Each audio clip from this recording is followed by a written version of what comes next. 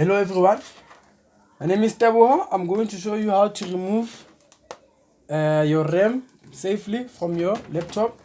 First thing, you open the cover, make sure the screws are all loosed up. Then this is where you will find your RAM, and here's the space for your hard drive.